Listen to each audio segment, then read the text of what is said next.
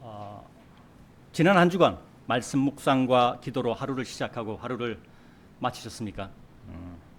매일의 삶에서 말씀 묵상과 기도를 하는 이유는 우리가 그리스도인이기 때문입니다.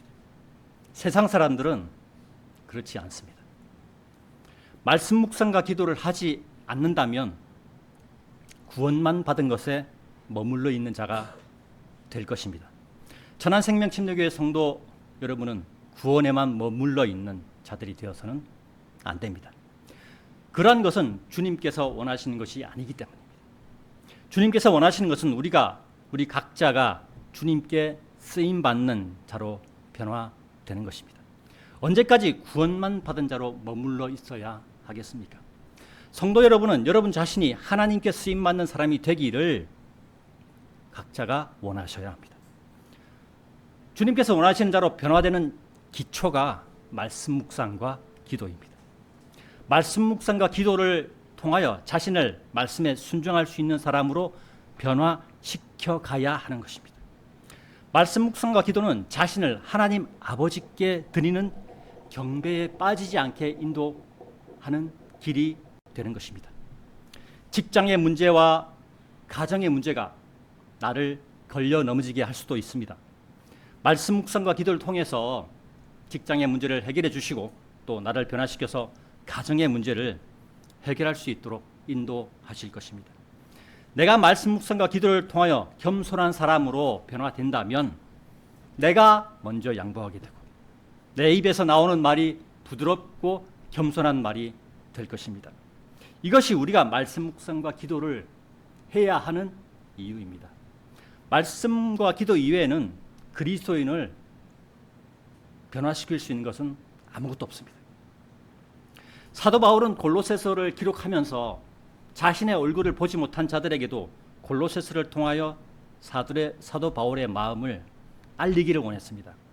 1절의 말씀에서 또 라오디케아에 있는 그들과 육체로 나의 얼굴을 보지 못한 자들 모두가 의미하는 이 말씀은 교회 시대 중에서 마지막 시대인 라오디케아인들의 교회 시대를 향한 말씀으로도 해석할 수 있다는 것입니다. 그 시대, 사도 바울이 살았던 시대에도 라오디케아라는 그 지명이 있었고 또 지금 우리가 살고 있는 이 시대를 라오디케아인들의 교회 시대라고 말하는 것은 의미가 같은 의미라는 것입니다. 하나님께서는 우리가 살고 있는 이 시대의 교회를 향하여 라오디케아인들의 교회라고 요한계시록 3장 14절에서 말씀하고 있으며 또 15절부터 그 이유를 설명하고 있습니다. 요한계시록의 라오디케아인들의 교회에 대한 기록은 사도 바울이 살던 시대의 7교회 중에서 가장 부유한 교회였고 또 요한계시록에서도 부유한 교회였다고 기록하고 있습니다. 그리고 우리가 살고 있는 이 시대에도 역사적인 관점에서 보면 물질적으로 가장 부유한 시대입니다. 그렇죠?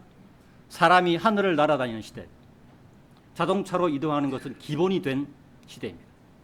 사도 바울이 살았던 시대의 소아시아 지역인 터키에는 라오디케아라는 지명이 있었고 라오디케아인들의 교회도 있었습니다.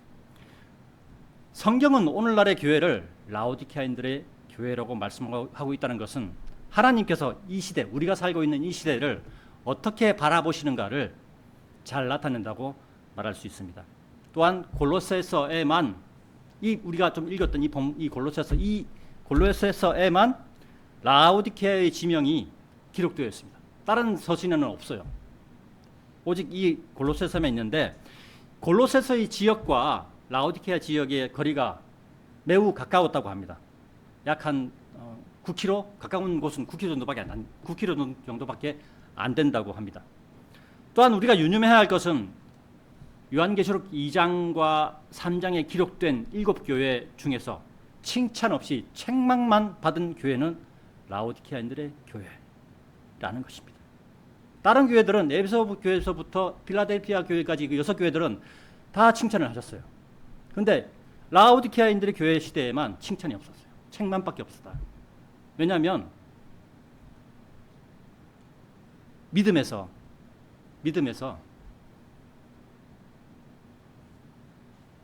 뜨겁든지 차갑든지 그러니까 열정적이든지 냉철하게 바라보든지 그러한 믿음이 없이 그냥 중간자적 입장에서 그런 삶을 살아가고 있었던 그 시대였고 이 시대도 그러한 시대라는 것입니다. 그렇죠?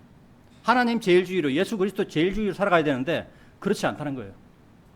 그래서 하나님께서는 라오디게아인들의 교회 시대를 책망만 하신 것입니다. 우리는 이것에 대해서 깊이 생각하고 우리 믿음 생활을 해야 할 것입니다. 오늘 말씀의 제목 철학과 헛된 속임수를 경계하라. 제가 말씀에 대한 그 제목을 말씀 안 드렸군요. 오늘 말씀 제목은 철학과 헛된 속임수를 경계하라입니다. 철학과 헛된 속임수를 경계하라에 대하여 첫 번째 우리가 생각해야 할 것은 첫사랑으로 뿌리를 내리며 살아가자입니다. 첫사랑으로 뿌리를 내리며 살아가자에 대해서 말씀을 드리겠습니다. 본문 6절과 7절입니다. 그러므로 너희가 주이신 그리스도 예수를 영접했던 것과 같이 너희가 그분 안에서 그렇게 살아가라. 그분 안에서 뿌리를 내리고 강화되어 믿음 안에서 확고하게 세워져 너희가 가르침을 받아온 대로 그 안에서 감사들을 넘치게 하라. 라고 말씀하고 있습니다. 구원받은 자들 모두는 그리스도 예수를 영접한 사람들입니다. 이것은 제도권 교회들이 주장하는 모태신앙을 반박하는 말씀이라고도 제가 말씀드릴 수 있습니다. 자신의 부모가 믿음이 있다고 해서 자신이 태어나기도 전에 어머니의 뱃속에서 신앙을 가졌다는 허무맹랑한 이야기는 지극히 가톨릭적인 신앙관이라고 말씀드릴 수 있습니다. 6절에 너희가 주이신 그리스도 예수를 영접했던 것과 같이라는 말씀에서 주 예수 그리스도를 영접하는 것은 각자 자신의 의지로 영접하는 것을 나타내는 말씀이라고 말씀드릴 수 있습니다. 성경은 자신의 의지로 주님을 영접하는 것에 대해서 로마서 잘 알고 있는 말씀이죠. 로마서 10장 9절에서 말씀하고 있습니다. 네가 만일 너희 입으로 주 예수를 시인하고 하나님께서 그분을 죽은 자들로부터 살리신 것을 믿는 너희 마음속에 믿는다면, 그런데 우리 각자의 마음속에 믿는다면 그 믿는 너는 구원을 받으리라 라고 말씀하고 있습니다. 이것이 구원의 전부예요. 로마서 10장 9절의 말씀은 교회 시대의 구원 방법을 잘 나타내는 말씀입니다. 여러분들도 잘 아시다시피 예수님께서 공중 재림하셔서 구원받은 자들을 데리러 오시기까지는 교회 시대의 구원 방법이 적용이 됩니다. 따라서 자신이 그리스도인이라고 생각한다면 로마서 10장 9절과 10절의 말씀으로 구원받았는지를 자신의 인생에서 최소한 한 번은 되짚어 보아야 한다는 것입니다. 자신이 모태신앙인이라서 또는 교회를 열심히 다니는 것 등의 부모의 행위나 자신의 행위에 의한 구원을 이루려는 것은 구원받은 것이 아님을 알아야 한다는 것입니다. 하나님께서 제시하신 구원의 방법이 분명히 기록되어 있음에도 사람들이 자신의 행위를 계속 추구하려는 이유는 디모데후서 2장 15절에서 제시하는 말씀을 모르기 때문이라고 말씀드릴 수 있습니다. 우리는 디모데후서 2장 15절의 말씀대로 진리의 말씀을 바르게 나누어 너 자신을 하나님께 인정받은 자로서 부끄러워할 필요 없는 일꾼으로 나타내도록 공부하라라고 말씀하고 있는 것입니다. 성경 말씀을 공부한다는 것은 주 예수 그리스도 안에서 살아가는 방법을 알아가는 과정입니다. 성경은 그리스도인들에게 구원받은 자들에게 하나님께 주시는 삶의 방법을 기록해 놓은 책이에요. 이것대로 살아가라는 거예요. 성경 말씀을 읽고 묵상하는 것은 그리스도인으로 살아가는 데 있어서 반드시 해야 하는 것입니다. 교회 예배 시간에 들은 말씀은 시간이 지나면 잊어버리게 됩니다. 성경 말씀이 자신의 말씀이 되게 하려면 말씀 묵상과 말씀을 이해할 수 있도록 하늘의 지혜와 명철을 달라는 또한 기도가 있어야 합니다. 우리가 하나님의 말씀에 대해서 아는 지식이 없다면 어떻게 구원받았는지 또는 어떻게 하늘의 상급을 쌓을 수 있는지 모든 것을 알 수가 없는데 어떤 근거로 믿음 생활을 할 수가 있겠습니까? 우리 믿음의 근거는 바로 하나님의 말씀에서 비롯되는 것입니다. 말씀을 모른다면 구원받았다고 할지라도 믿음의 뿌리가 내려질 수 없고 믿음의 뿌리를 튼튼하게 할 수도 없고 우리가 믿음 안에서 확고하게 세워질 수도 없는 것입니다. 오늘날 라오디게아인들의 교회의 문제점은 자신들이 사용하는 성경 그 자체가 문제라는 것을 모른다는 것이 첫 번째 문제입니다. 그리고 말씀이 변질되지 않고 삭제되지 않는 성경이 있음에도 알려고도 하지 않는다는 것이 마지막 문제라고 저는 생각합니다. 한마디로 그들의 눈이 멀었고 그들의 귀가 막혀 있다는 것입니다. 앞에서 디모데후서 2장 15절에 표준 킹제임스 성경의 말씀을 읽어드렸는데 우리 다시 한번 찾아볼까요? 디모데후서 2장 15절입니다. 디모데후서 2장 15절 다시 한번 찾아보겠습니다.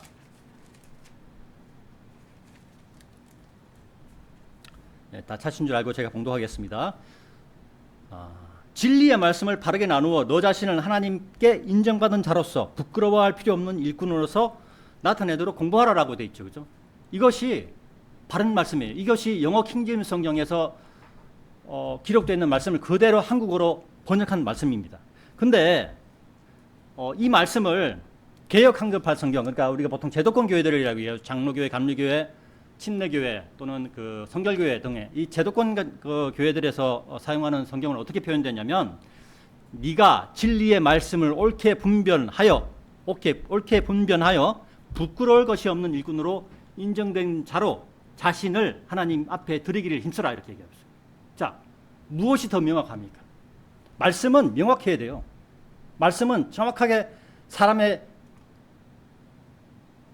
심장과 골수를 쪼갤 수 있는 그런 말씀이어야 됩니다. 그런데 여기 뭐 네가 진리의 말씀을 옳게 분별하여 부끄러울 것이 없는 일꾼으로 인정된 자로 자신을 하나님 앞에 드리기를 힘쓰라.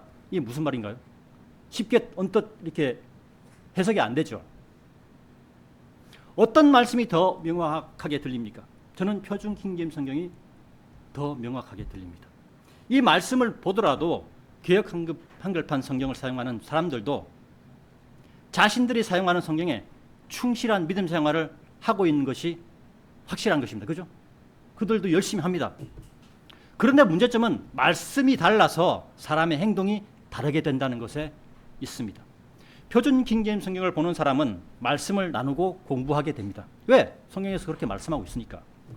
그러나 개역 한글판 성경 등을 사용하는 사람들은 진리의 말씀을 어떻게 옳게 나누는지 기준이 모호하고 그저 자신을 하나님 앞에 드리기를 힘쓰게 되는 것입니다.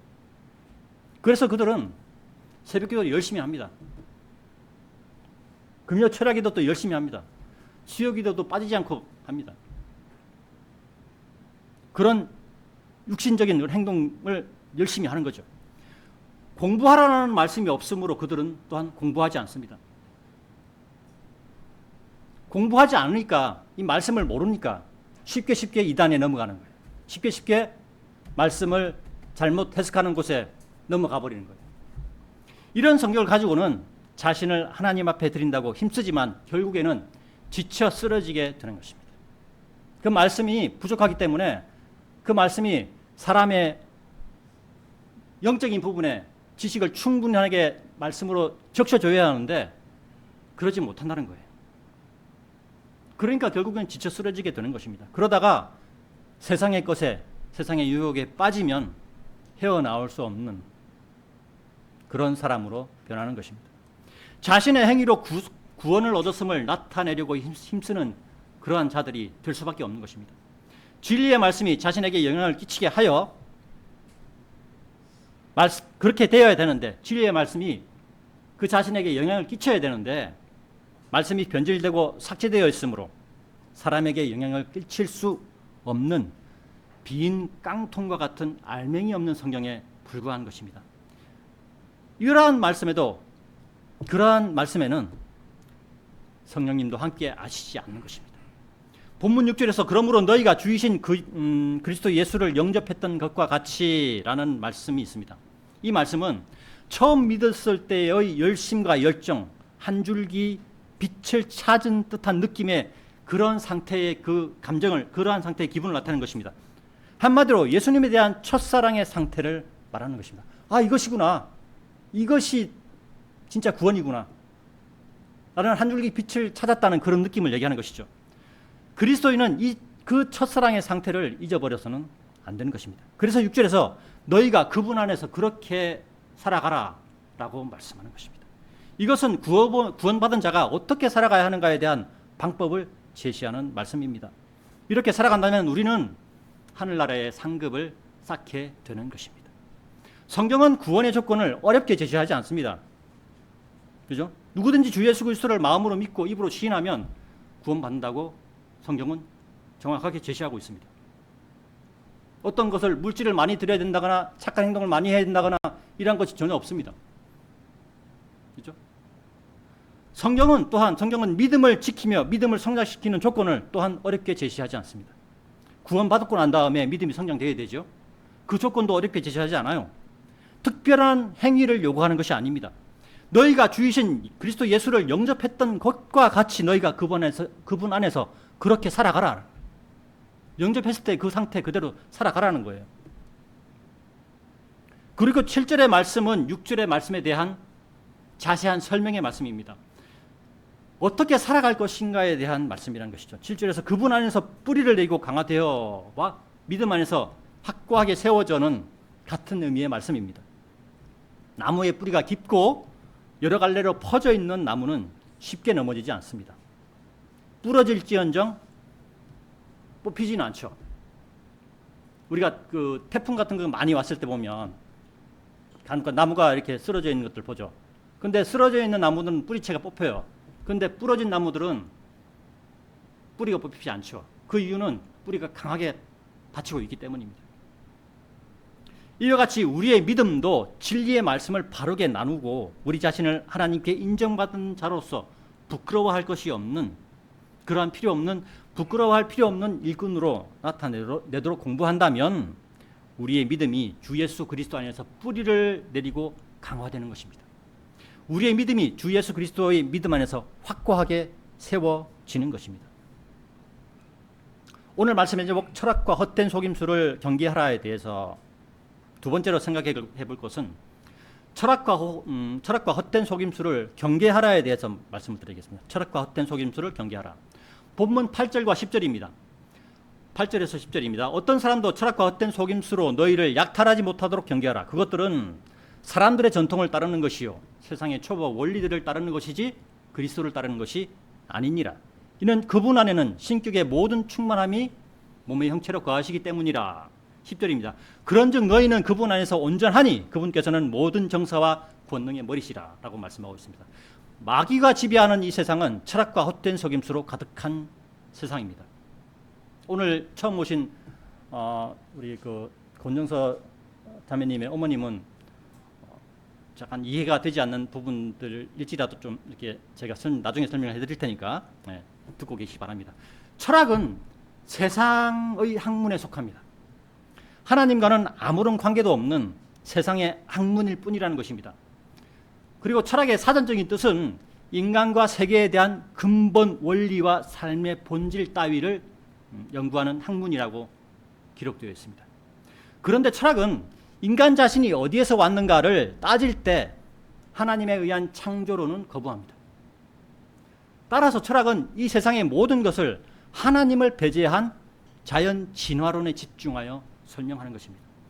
이러한 철학은 당연하고도 자연스럽게 사람들의 전통과 그들의 철학자들의 생각과 경험에 바탕을 두어 인생관, 세계관 등을 논하게 되는 것입니다. 앞에서도 말씀드렸지만 마귀가 지배하는 이 세상은 이러한 인생관, 세계관을 앞세워 하나님 아버지를 거부하게 만들고 주 예수 그리스도의 십자가의 피 흘리심의 은혜를 별일 아닌 것처럼 생각하게 만들어버리는 것입니다.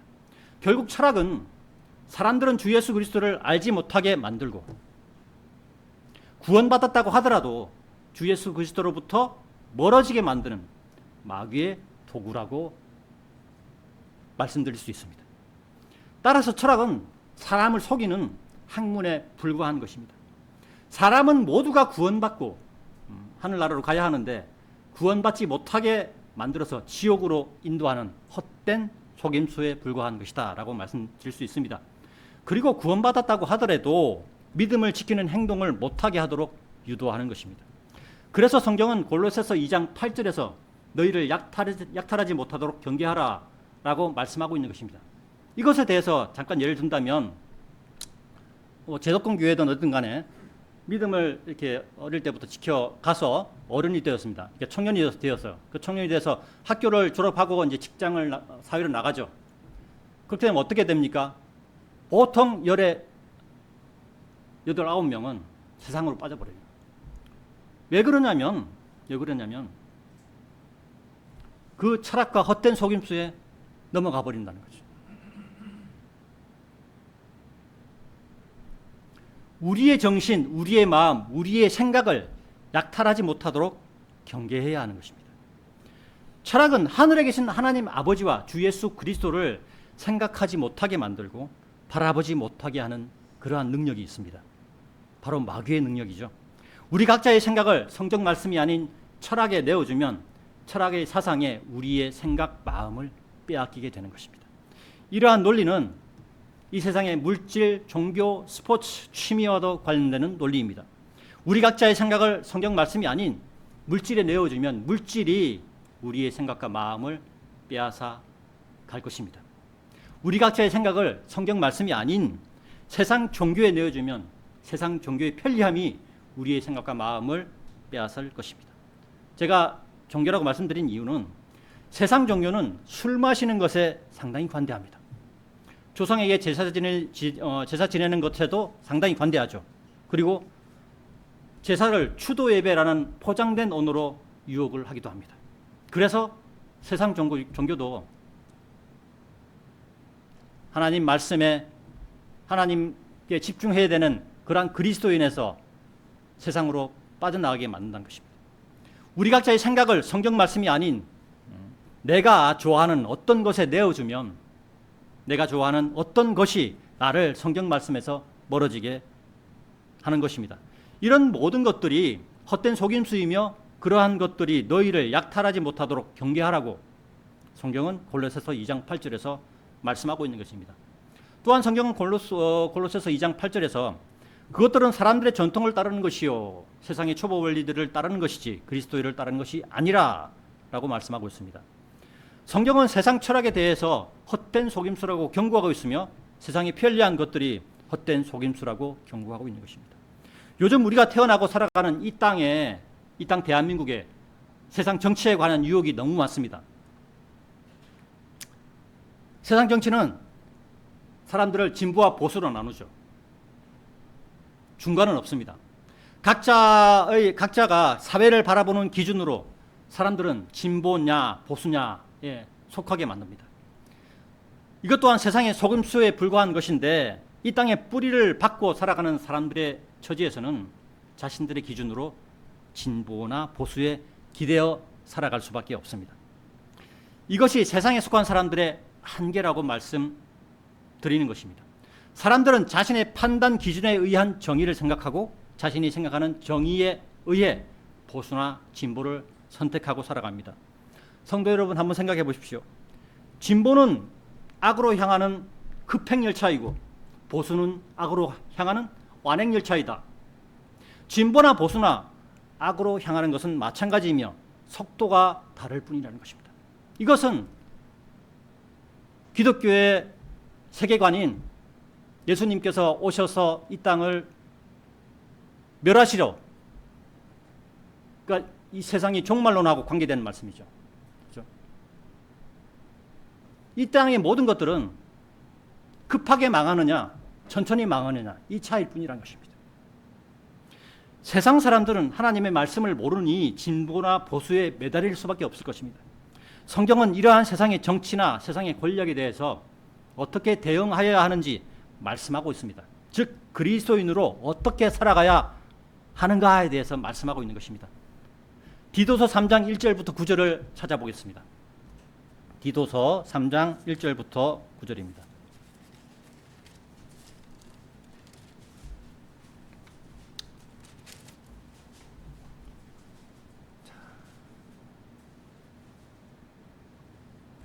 찾으신 줄 알고 제가 봉독하겠습니다. 그들을 명심하게 하여 정사들과 권능들에게 복종하고 행정관들에게 순종하며 모든 선한 행위마다 준비되게 하고 어느 누구에 관해서도 악담하지 말고 말싸움하는 자가 되지 말며 다만 온화하여 모든 사람들에게 온전한 온유함을 보이도록 하라. 이는 우리 자신도 일찍이 어리석고 불순종하며 속았고 다양한 정욕들과 쾌락들을 섬겼으며 악의와 시기 가운데 살았고 증오에 차서 서로를 증오하였기 때문이라. 그러나 사람을 향한 우리 구원자이신 하나님의 친절하심과 사랑이 나타난 뒤로, 이게 누굽니까? 예수 그리스도죠. 우리가 행한 나의 의의 행위들에 의해서가 아니라 오직 그분의 자비에 따라 그분께서 우리를 구원하셨으니 거듭남의 씻음과 성령님의 새롭게 하심에 의한 것이라. 그분께서는 우리 구원자이신 예수 그리스도를 통하여 우리에게 그 성령님을 넘치게 부어주셨느니라. 이는 그분의 은혜로 정당함을 입증받은 우리로 하여금 영생의 소망에 따른 상속인들이 되게 하려 하심이라. 이것은 신실하게 하신 말씀이니 나는 네가 이런 것들을 굳건하게 단언하기를 바라노라. 이는 하나님을 믿는 그들로 하여금 주의 깊게 선한 행위들을 유지하게 하려 함이라. 이런 것들은 사람들에게 선하고 유익하니라. 그러나 어리석은 의문들과 족보들과 쟁점들과 율법에 관한 분쟁들을 피하라. 이는 그것들이 무익하고 헛되기 때문이라. 성경은 디도서 3장 1절과 2절에서 권력자들과 행정관들에게 순종하며 선한 행위를 하고 악담하지 말고 말싸움하지 말며 온화한 그리스도인으로 모든 사람에게 온유함을 보이라고 말씀하고 있습니다. 그리고 3절부터 9절까지는 그렇게 행하여야 하는 이유를 설명하고 있습니다. 성경은 이처럼 이 세상 사람들과는 분리된 모습으로 살아갈 것을 그리스도인들에게 명령하고 있습니다. 그러나 이 세상에 속한 자들은 철학자의 말을 빌려서 이런 말을 합니다. 정치에 무관심한 대가는 가장 저질스러운 인간에게 지배당하는 것이다 라는 그리스 철학자였던 플라톤의 말을 인용하며 사람들을 정치에 끌어들이게 하는 것입니다. 정치에 무관심한 대가는 가장 저질스러운 인간에게 지배당하는 것이다. 정의를 부르짖는 사람의 관점에서 얼핏 들으면 맞는 말 같아 보입니다. 그러나 우리가 정치에 관심을 가지는 순간 우리의 마음이 제일 순위가 하나님이어야 되는데, 예수 그리스도여야 되는데 정치가 될 것입니다. 예수님으로 우리의 마음을 가득 채워야 하는데 예수님이 우리의 마음에서 밀려나게 될 것입니다. 따라서 플라톤의 말은 주 예수 그리스도를 믿고 살아가는 그리스도인의 관점에서는 완전히 틀린 말이라는 것입니다. 그리스도인이 정치에 무관심한 것은 당연하다고 제가 말씀을 드립니다. 우리가 앞에서 찾아보았던 디도서 3장의 말씀을 보더라도 철학자 플라톤의 말은 틀린 말이 되는 것입니다. 그리스도인은 디도서 3장 1절과 2절의 말씀대로 살아가면 됩니다. 정치에 관심을 두고 정의를 부르짖는 자들은 이 땅에 뿌리를 깊게 내리고 살아가는 자들이죠. 그렇지만 그리스도인들은 이 땅에 뿌리를 내리지 않고 하늘에 소망을 두고 살아가는 사람들입니다. 세상에 속한 정의를 부르짖는 자들은 100년도 안 되는 육체의 삶을 위해 살아가는 자들에 불과합니다. 예수 그리스도를 부인하고 자신이 예수 그리스도라고 말하는 자인 이단을 따르는 자들도 헛된 속임수에 걸려 넘어진 자들에 불과합니다. 자칭 그리스도인이라고 말하면서도 말씀대로 살아가지 않는 자들도 세상의 헛된 속임수에 걸려 넘어진 자들에 불과합니다. 그리스도인이 그런 자들에게 얻을 수 있는 것은 아무것도 없습니다. 그리스도인은 선한 행위를 굳건하게 유지하라고 디도서 3장 8절에서 말씀하고 있습니다. 선한 행위들을 굳건하게 유지해야 세상의 것들에 휘둘리지 않습니다. 또한 그리스도인이 철학과 헛된 속임수를 경계해야 하는 이유는 본문 9절과 10절에 이는 그분 안에는 신격의 모든 충만함이 몸의 형체로 거하시기 때문이라. 그런즉 너희는 그분 안에서 온전하니 그래 그분께서는 모든 정사와 권능의 머리시라라는 말씀 때문입니다. 우리의 주 되신 예수 그리스도께서는 신으로서는 모든 것, 그러니까 신으로서의 모든 것, 모든 능력의 몸의 그 모든 능력이 몸의 형체로 있다고 말씀하시는 것입니다. 구원받은 그리스도인은 그리스도 예수 안에서 온전함으로 세상의 철학, 그다음에 헛된 속임수, 사람들의 전통, 세상의 초보 원리들을 따를 필요가 없다고 말씀하는 것입니다. 우리가 믿는 예수님 안에 모든 것, 곧 온 우주를 창조하신 지혜와 명철이 있고 우리는 그분 안에 있는데 이 땅의 것들인 초보 원리들이 무슨 의미가 있겠습니까? 오늘 오전에 성경공부 집사님께서 하신 성경공부 중에서 요르단강을 하나님께서 멈춰 채우셨죠. 그 물이 벽을 이루어가지고 더 이상 물이 내려오지 않게 막았습니다. 그것을 하시는 분이 하나님이고 그것을 하시는 분이 예수 그리스도신데 우리가 그분 안에 있는데 이런 세상의 초보 원리들이 무슨 의미가 있냐 이 말씀을 하는 것입니다. 이것에 대해서 다시 말씀드리자면 우리는 예수 그리스도로 인하여 하나님 아버지께서 계시는 하늘에 소망을 두었으므로 불타 없어질 이 땅에는 미련을 두지 말라는 의미입니다. 이것은 또한 그리스도인이 이 땅에 뿌리를 내리지 않으며 이 땅의 삶을 목표로 살아가지 않는 이유이기도 합니다. 그래서 그리스도인은 이 땅의 삶이 타국인들의 삶이요 순례자들의 삶이라고 말하는 것입니다. 이것에 대해서 우리가 성경 한 구절 찾아보겠습니다. 히브리서 11장입니다. 히브리서 11장 디도서에 조금만 더 넘기면 됩니다. 히브리서 11장 12절부터 14절을 찾아보겠습니다.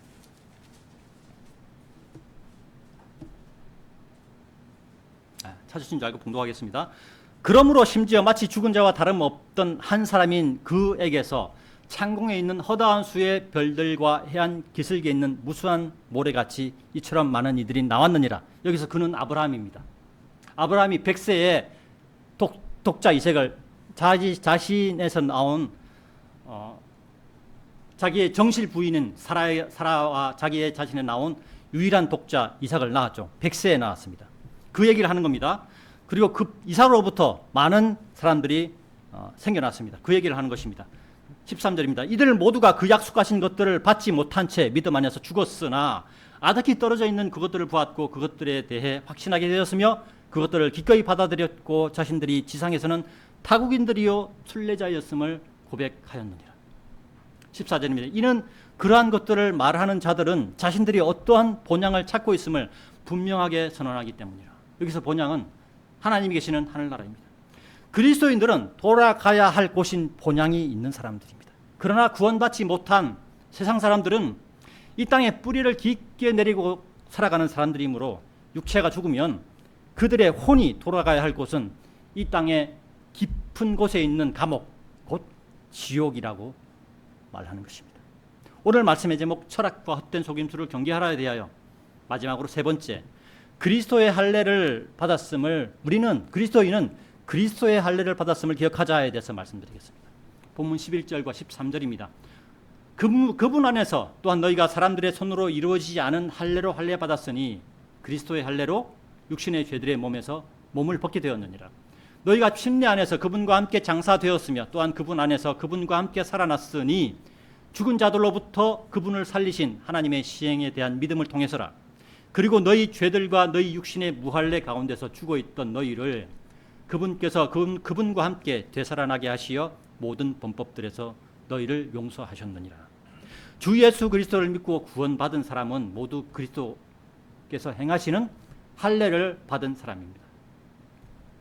이에 대해서 본문 11절에서 그분 안에서 또한 너희가 사람들의 손으로 이루어지지 않은 할례로 할례 받았으니 그리스도의 할례로 육신의 죄들의 몸을 벗게 되었느니라 라고 말씀하고 있는 것입니다. 할례라는 것은 원래 하나님께서 이스라엘 민족에게 지시하신 것이죠. 할례라는 것은 사람의 손으로 이루어진 것입니다.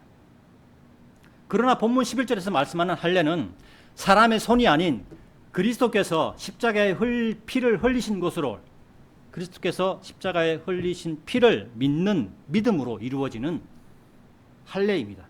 그래서 그리스도의 할례라고 말씀하신 것입니다. 이것은 우리의 눈에 보이지 않는 할례이므로 영적인 할례라고 말하기도 합니다.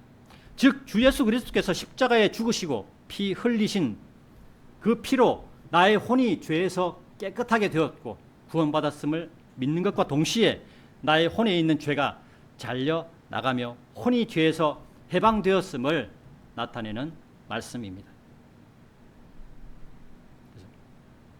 육신의 죄들의 몸을 벗게 되었다는 말씀은 나의 몸이 죄들을 벗게 되었다는 말씀이 아니고 나의 혼이 육신의 죄들의 몸에서 자유롭게 되었다는 말씀입니다. 그래서 성경은 구원받은 자들이 죄를 짓게 되는 것에 대하여 혼이 죄를 짓는 것이 아니며 몸이 죄를 짓는 것이라고 말씀하는 것입니다. 이것에 대해서 우리가 성경 한 구절 찾아보겠습니다. 로마서 7장입니다. 로마서 7장 17절부터 20절입니다. 로마서 7장 17절부터 20절입니다.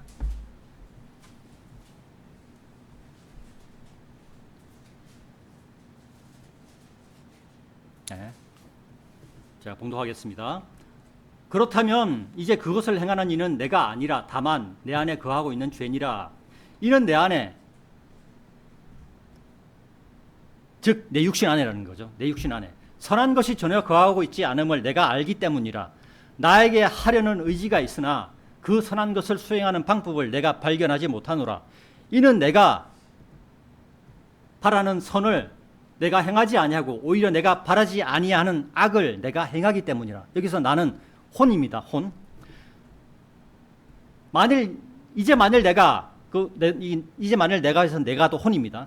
내가 바라지 아니하는 것을 내가 행한다면 그것을 행하는 이는 더 이상 내가 아니요 다만 내 안에 거하고 있는 죄니라.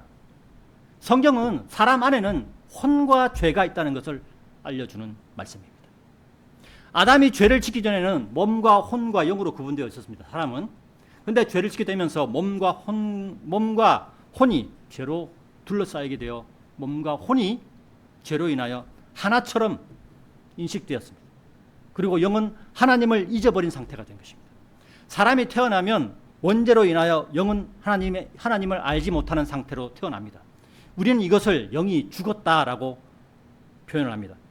이러한 사람의 상태가 주 예수 그리스도를 믿고 구원받으면 영은 하나님을 인식하게 되고 혼은 죄로부터 깨끗해지는 그리스도의 할례, 영적인 할례를 받게 된다고 말씀하시는 것입니다.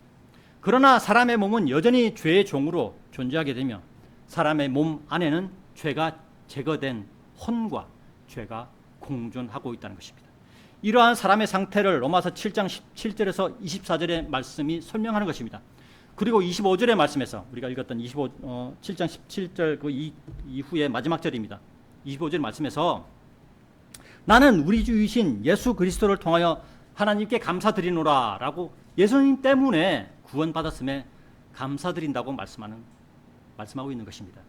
그리고 구원받았음에도 나 자신은 생각으로는 하나님의 법을 섬기나 육신으로는 죄의 법을 섬긴다고 구원받은 사람의 상태에 대해서 증거하고 있는 것입니다. 그래서 구원받았을지라도 사람은 죄를 지을 수가 있는 거예요.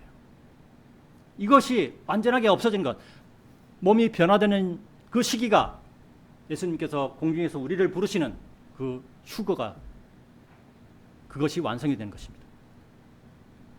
불완전한 사람에서 완전한 사람으로 완전한 존재로 변화되는 그 시기가 예수님께서 우리를 부르시는 우리가 구름 속으로 끌려 올라갈 그 휴거, 그때가 그것이 완성이 되는 것입니다. 우리는 그것을 소망하면서 바라보면서 살아가고 있는 사람들이죠.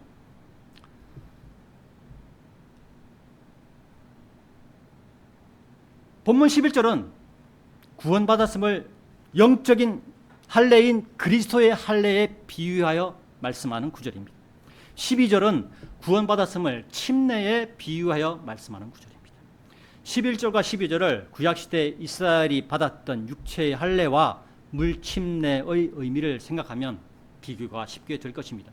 13절은 이방인들인 너희를 하나님 아버지께서 예수님과 함께 되살아나게 하시어 모든 법을 어기는 행위들인 죄에서 너희를 용서하셨다고 말씀하는 것입니다.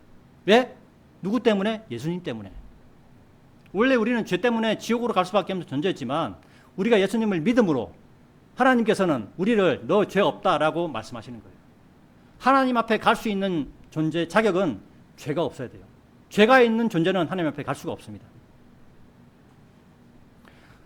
13절은 구원받음의 은혜가 하나님 아버지와 예수님께 있음을 증거하는 말씀입니다. 오늘 말씀의 결론입니다. 주 예수 그리스도를 믿고 구원받은 전환생명 침례교회 성도 여러분, 오늘 설교 제목으로 철학과 헛된 속임수를 경계하라에 대해서 말씀드렸습니다. 철학은 인간 세계에 대한 근본 원리와 삶의 본질을 따위를 연구하는 지극히 인간적인 관점, 세상적인 관점의 학문에 불과합니다. 성경은 철학에 대하여 사람들의 전통을 따르는 것이고 세상의 초보 원리를 따르는 것이지 그것에 불과한 것이지 그리스도를 따르는 것이 아니라고 말씀하고 있습니다. 세상에서 정의를 외치는 사람들은 자신들이 생각하는 정의감에 철학적인 말들로 포장하여 그리스도인들을 유혹합니다. 정치적으로 혼란한 요즘 시대에 대표적으로 철학적인 말이 제가 앞에서 말씀드렸던 정치에 무관심한 대가는 가장 저질스러운 인간에게 지배당한 것이다 라는 말입니다. 이 말은 고대 그리스도의 철학자인 플라톤이 말했다고 합니다. 이와 같은 철학적인 말들에 대해 성경은 오늘 본문인 골로새서 2장 8절에서 철학과 헛된 속임수가 너희의 생각과 마음을 약탈하지 못하도록 경계하라 라고 말씀하고 있습니다. 그리고 우리를 구원하신 예수님 안에는 신격의 모든 충만함이 몸의 형체로 거하시며 예수님께서는 이 세상의 모든 정치와 행정, 권세와 능력의 머리시라고 9절과 10절에서 증거하고 있습니다. 따라서 주 예수 그리스도를 믿고 구원받은 우리는 예수님 안에서 온전하다고 말씀하시는 것입니다. 우리는 이것을 믿고 살아가는 것입니다. 그렇죠? 그러므로 우리는 아무 일에도 염려로 가득 차지 말아야 하며 우리의 모든 염려를 하나님께 알려지게 던져야 한다. 이 말은 기도해야 한다는 말씀이시죠.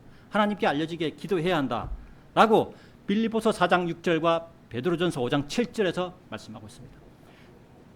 세상이 어지럽다고 하여 믿음을 소유한 그리스도인마저 믿음이 흔들려서 세상으로 빠져버리는 잘못을 범하지는 말아야 하겠습니다. 세상이 혼란할 때일수록 그리스도인은 처음 사랑으로 뿌리를 내리며 살아가야 합니다. 철학과 헛된 속임수를 경계하며 살아가야 합니다. 그리고 우리의 혼이 그리스도의 할례를 통하여 깨끗하게 되었음을 기억하며 감사하면서 살아가야 합니다. 이 세 가지를 기억하며 우리에게 주어진 날들을 살아가야 하겠습니다. 이상으로 2025년 8월 10일 주일 오전 설교를 마치도록 하겠습니다.